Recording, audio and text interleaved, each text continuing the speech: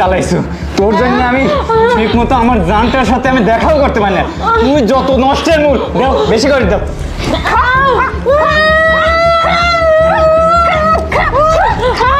তুমি এক কাজ কর, দেখো তো কিছু পাও নাকি, মারা লাগবে।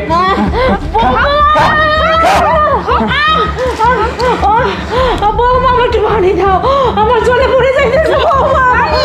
পানি খাবি?